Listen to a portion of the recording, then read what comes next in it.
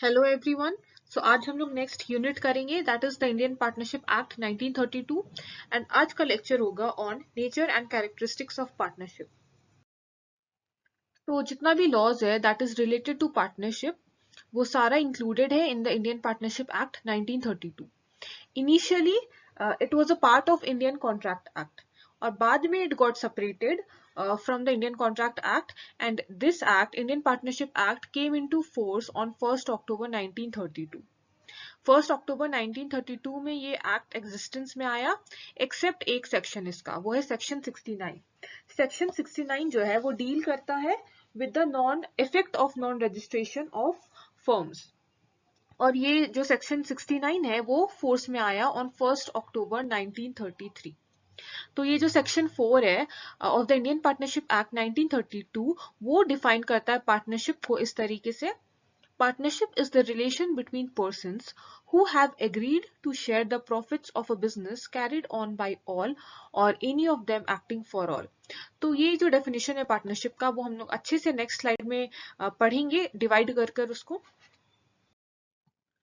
तो ये जो डेफिनेशन है as per section 4 of the Indian partnership act जो हमने देखा अभी, वो डेफिनेशन में ये 5 एलिमेंट्स कंटेन्ड है और these 5 elements are very important which constitute a partnership. अगर ये 5 एलिमेंट्स में से कोई एक एलिमेंट भी नहीं रहा that means it is not a partnership. तो पहला है there must be a contract. तो बिना कॉन्ट्रैक्ट का पार्टनरशिप नहीं हो सकता है। कॉन्ट्रैक्ट होना बहुत जरूरी है, वैलिड कॉन्ट्रैक्ट होना बहुत जरूरी है, और पार्टनरशिप के लिए जो कॉन्ट्रैक्ट रहता है, जरूरी होता है, उसको कहा जाता है पार्टनरशिप डीड। नेक्स्ट है बिटवीन टू और मोर पर्सन, मतलब there must be a contract between two और मोर पर्सन, यानी कि मिनिमम टू, ठीक है, मिनिमम 2 लोग रहना ही है पार्टनरशिप के लिए। अगर एक इंसान रहा then it can't be a partnership. तो 2 लोग होना मिनिमम जरूरी है। एंड यहाँ पे जो पार्टनरशिप एक्ट है वो मैक्सिमम अमाउंट नहीं मेंशन किया है, मैक्सिमम नंबर ऑफ पर्संस नहीं मेंशन किया है जो पार्टनर्स बन सकते हैं इन अ पार्टनरशिप फर्म। लेकिन कंपनीज एक्ट 2013 का जो सेक्शन 464 है उसमें बताया गया है कि maximum number of partners in the partnership firm must not exceed 50। ठीक है, मस्ट नॉट एक्सीड 50। नेक्स्ट है विद द ऑब्जेक्ट, नहीं, थर्ड है who agree to carry on a business. ठीक है, यानी कि बिटवीन टू और मोर पर्संस, दीज पर्संस यानी कि these partners who agree to carry on a business. जो पर्संस है जिन लोग एग्री करते हैं to carry on a business, to carry मतलब यहाँ पे कॉन्टिन्यूटी होना चाहिए। ऐसा नहीं है कि बस वन टाइम हो, वन टाइम सेल परचेज हो रहा है, वन टाइम बिजनेस हो रहा है और आगे हो नहीं रहा है, नहीं, it should B continuous basis, it should be on a continuous basis, repetitive basis।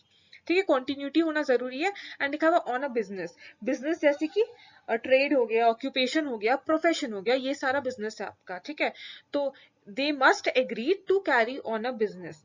And charitable के लिए नहीं होना चाहिए। अगर चैरिटेबल के लिए कुछ एग्रीमेंट हो रहा है, कॉन्ट्रैक्ट बन रहा है, तब वो पार्टनरशिप नहीं है। यहाँ पे प्रॉफिट मेकिंग पर्पस होना चाहिए, पर्पस ऑब्जेक्टिव होना चाहिए प्रॉफिट मेकिंग। नेक्स्ट है with the object of sharing profits. तो प्रॉफिट्स हुआ, एंड है कि with the object of sharing profits, object क्या होना चाहिए कि प्रॉफिट्स जो है वो शेयर होना चाहिए पार्टनर्स में, अमंग द पार्टनर्स। देन है the business must be carried on by all और any of them acting for all. ये जो है ये जो फिफ्थ पॉइंट है वो this is based on the concept of mutual agency. ठीक है, म्यूचुअल एजेंसी का मतलब है एक पार्टनर, हर एक पार्टनर जो है वो दूसरे पार्टनर का एजेंट है।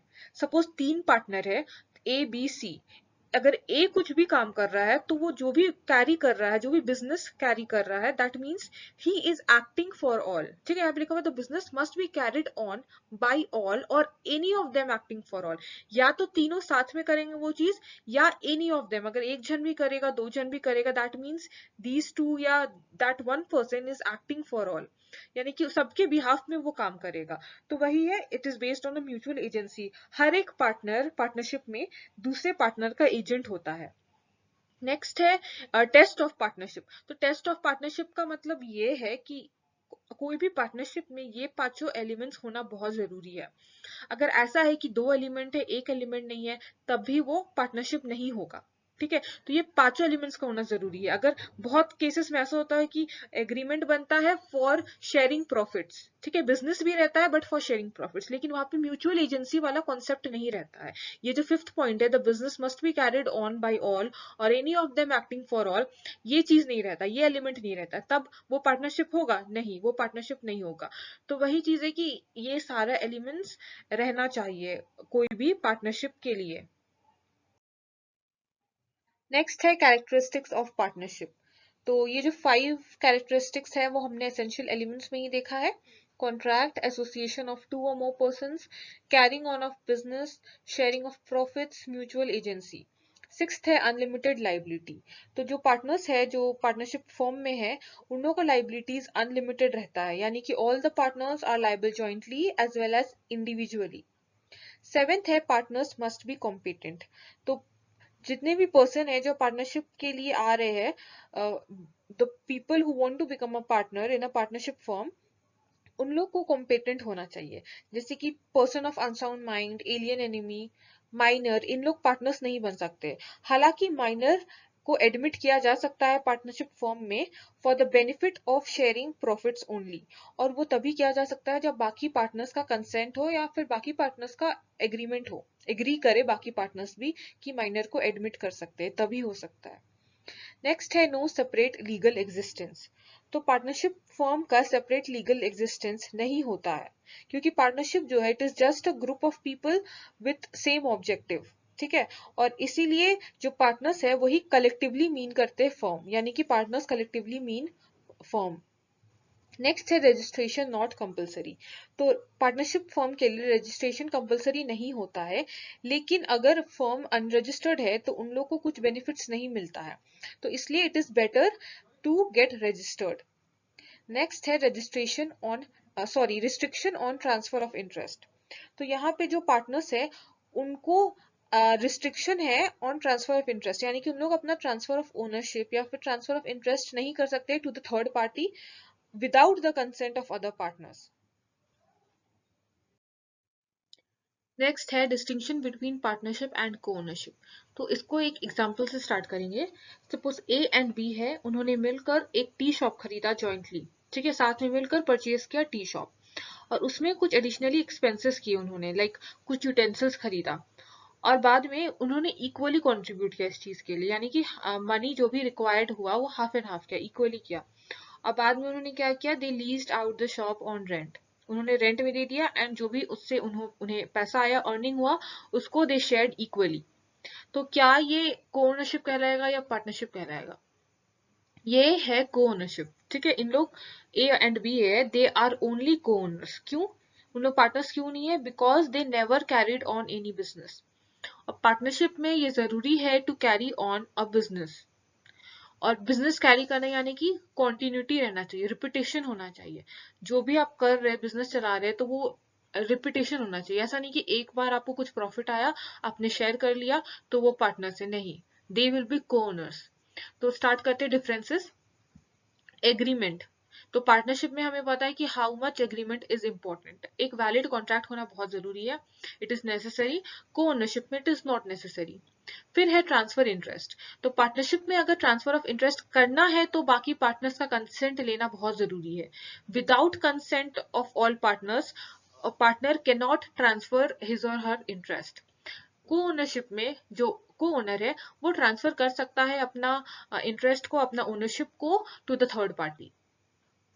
थर्ड है पार्टनरशिप का जो ऑब्जेक्टिव है, that is to earn and distribute profits, और को ओनरशिप में it is not necessary to earn and distribute profits. फिर फोर्थ है म्यूचुअल एजेंसी या फिर एजेंट। तो हमने देखा कि पार्टनरशिप में म्यूचुअल एजेंसी कितना ज्यादा इंपॉर्टेंट है। पार्टनर जो है वो दूसरे पार्टनर का एजेंट रहता है, मतलब हर एक पार्टनर दूसरे पार्टनर का एजेंट होता है, और को ओनरशिप में ऐसा नहीं होता है। फिर मैक्सिमम लिमिट। तो पार्टनरशिप एक्ट में it is not mentioned, but according to section 464 of the Companies Act 2013, partnership में 50 है मैक्सिमम लिमिट, और को ओनरशिप में there is no maximum limit. Carrying on of a business. तो carrying on of a business is important in partnership, repetition होना चाहिए, continuity होना चाहिए, it should be on a continuous basis. फिर है को ओनरशिप में इट इज नॉट नेसेसरी, वो वन टाइम भी हो सकता है, टू टाइम भी हो सकता है, ऐसा जरूरी नहीं है वो कॉन्टिन्यूस बेसिस पे हो। देन है लीन, तो पार्टनरशिप में रहता है राइट ऑफ लीन, पार्टनर्स के पास रहता है राइट ऑफ लीन, और को ओनरशिप में नहीं रहता है राइट ऑफ लीन। नेक्स्ट है distinction between partnership and joint Hindu family business या फिर हिंदू अनडिवाइडेड फैमिली। तो हमने देखा कि को ओनरशिप में कि बस दो या दो से ज्यादा लोग अगर कोई प्रॉपर्टी को ओन करते हैं jointly, that doesn't mean that partnership वहां पे एग्जिस्ट करता है। तो ये जो हिंदू अनडिवाइडेड फैमिली है वहां पे दो या दो से ज्यादा मेंबर्स उन लोग बिजनेस कैरी करते हैं जो इनहेरिट किया हुआ रहता है फ्रॉम देयर एंसेस्टर्स, और ये वहां पे बिजनेस तो कैरी किया जाता है लेकिन फिर भी it is not a partnership. क्यों? क्योंकि यहाँ पे एग्रीमेंट से फॉर्म नहीं होता है, यहाँ पे कॉन्ट्रैक्ट से नहीं फॉर्म होता है हिंदू अनडिवाइडेड फैमिली बिजनेस, वो क्रिएट होता है बाय स्टेटस और ऑब्टेन्ड बाय बर्थ। तो और डिफरेंसेस देखते हैं क्या है दोनों के बीच में। पार्टनरशिप में पहला है it is governed by Indian partnership act 1932, ठीक है, जो रेगुलेशन लॉ है वो है इंडियन पार्टनरशिप एक्ट 1932, और Hindu undivided family is governed by principles of Hindu law. Next है मोड ऑफ क्रिएशन, तो पार्टनरशिप में मोड ऑफ क्रिएशन है contract, it arises out of contract, और Hindu undivided family it arises by operation of law. Partnership है में है maximum number of members है 50, और हिंदू अनडिवाइडेड फैमिली में there is no maximum limit.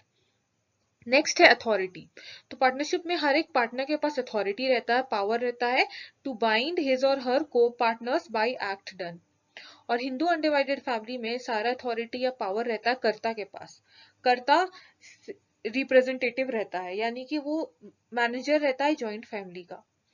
Next है मैनेजमेंट, तो पार्टनरशिप में it is managed by all the partners, और हिंदू अनडिवाइडेड फैमिली में it is managed by the कर्ता।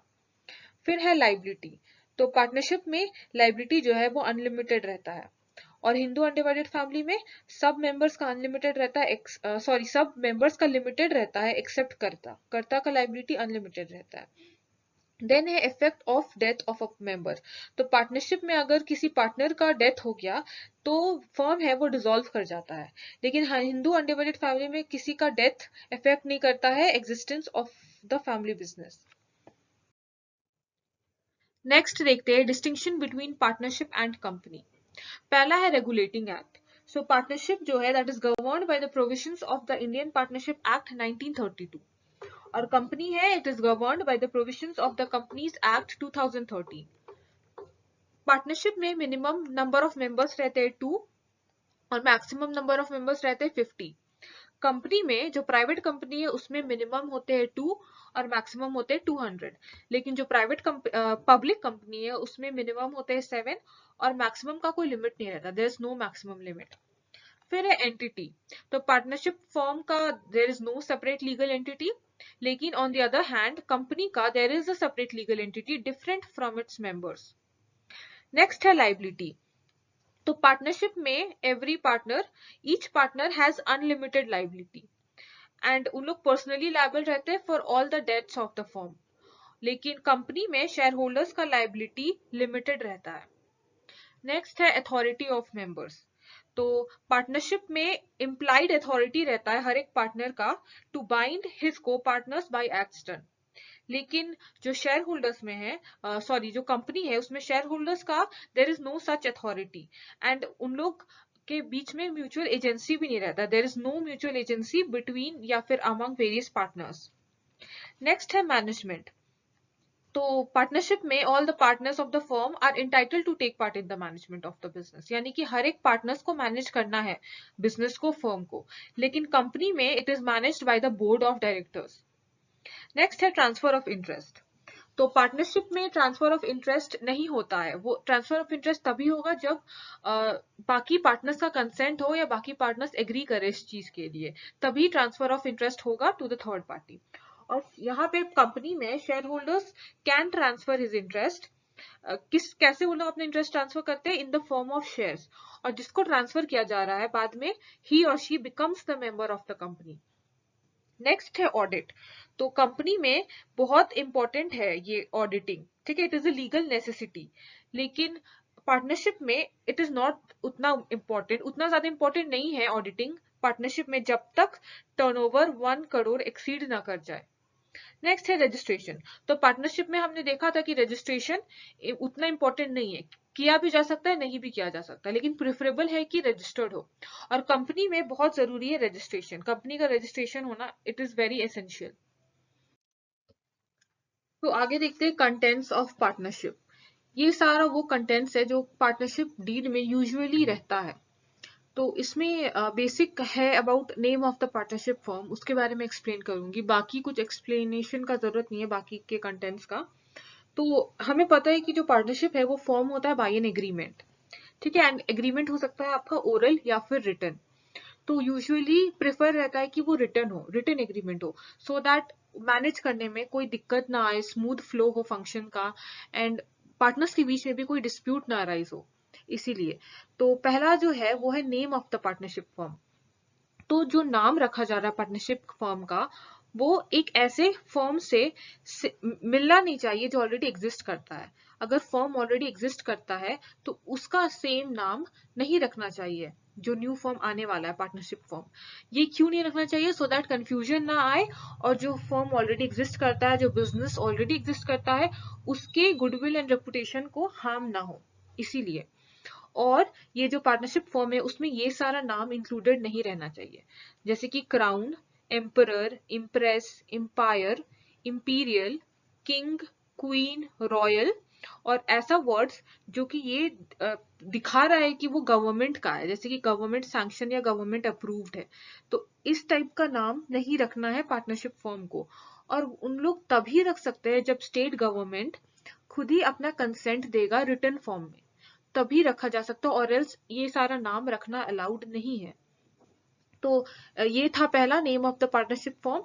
और आगे में वही सारा है जो यूजुअली पार्टनरशिप डीड में रहता है, जैसे names and addresses of all partners, nature and place of the business, date जब शुरू हुआ पार्टनरशिप, ड्यूरेशन ऑफ पार्टनरशिप, और इसी तरीके से बाकी सारा है। सो यही है contents of partnership deed. So that's all for today. Thank you everyone.